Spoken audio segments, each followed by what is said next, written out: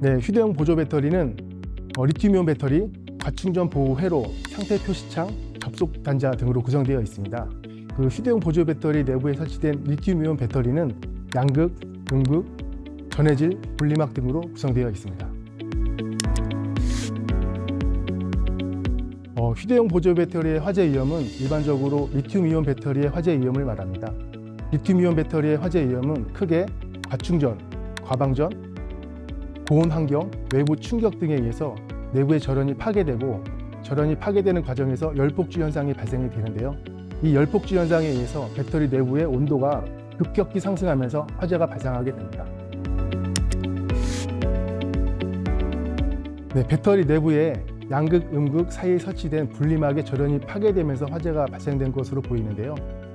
기내 선반에 수화물에 의한 눌림, 찍힘 등에 의해서 배터리 내부에 어떤 분리막이 손상되는 과정에서 화재가 발생된 것으로 보입니다. 휴대용 보조 배터리는 KC 인증 제품을 사용해야 합니다. 그리고 과도한 충전에 의해서 화재가 발생되는 것을 예방하기 위해서 밤새 충전하는 것을 피해야 하고 가연물이 많은 침대, 소파, 커튼 주위에서 충전하는 것도 피해야 합니다.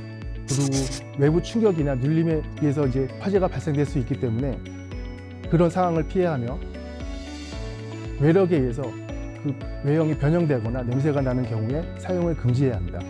또한 여름철 차량 내부의 어떤 고온의 환경, 이런 장소에 방치하는 것도 화재 위험이 있습니다.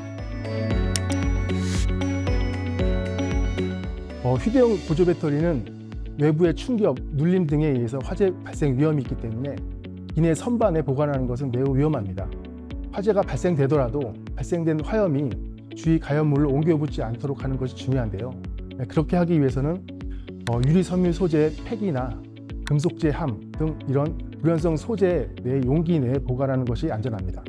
또한 항공사에서 제공하는 비닐백 내에 보관하는 것은 화재 초기에 화재를 인지하고 소화하는 데는 효과적입니다. 하지만 발생된 화염이 주위 가연물을 옮겨붙는 데는 효과가 미미할 것으로 생각이 됩니다.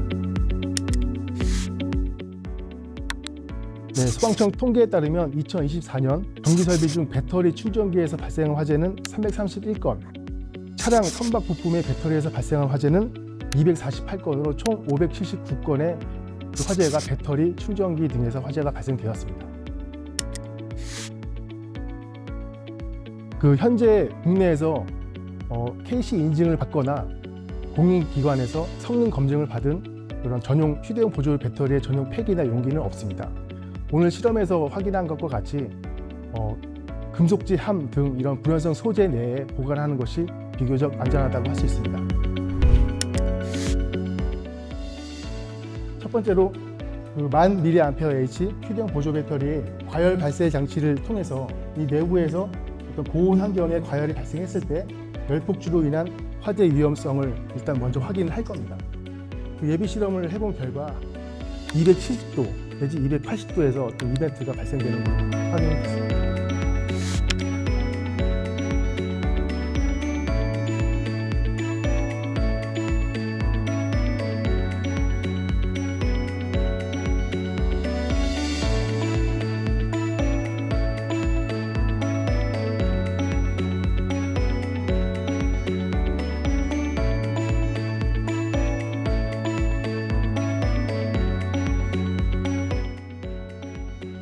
다음으로 이 과충전에 의한 그 세 가지 상황별 화재 확산 위험성을 볼 건데요.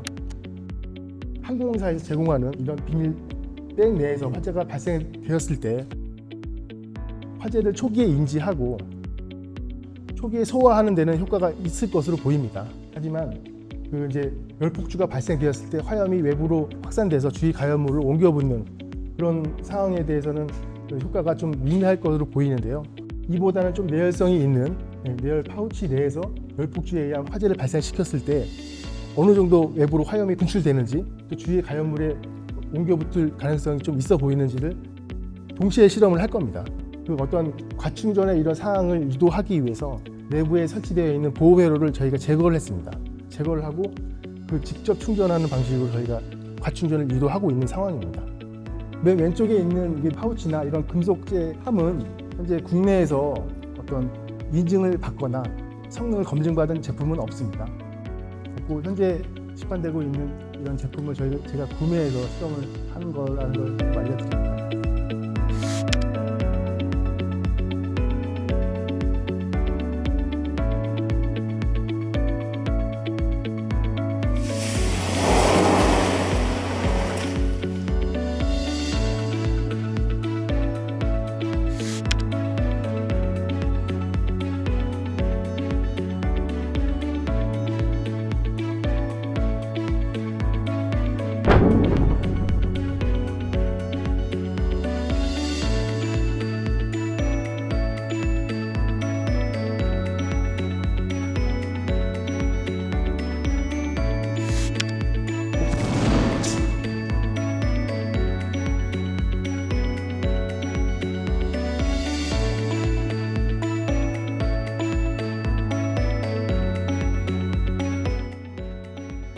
이 관통 실험인데요.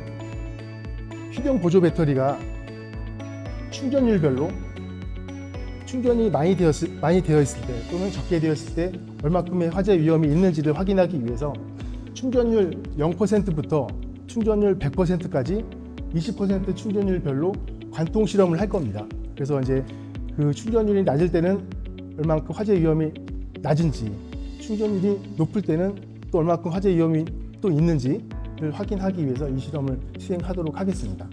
항공사에서도 30% 이하로 더 권유하긴 하는데요. 그런 상황을 가정을 해서 실험을 하도록 하겠습니다.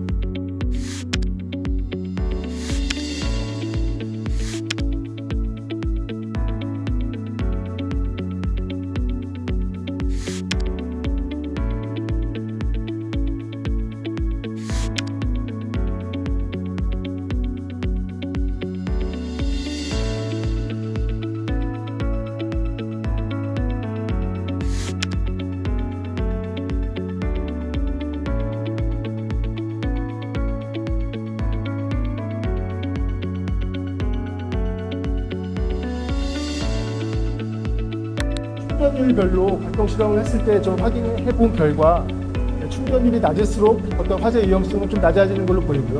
충전율이 높을수록 급격히 온실가스 발생, 열폭주가 발생되는 걸로 봐서 충전율이 높을수록 어떤 화재 위험성이 좀 더 높아진다라고 결론을 내릴 수 있을 것 같습니다.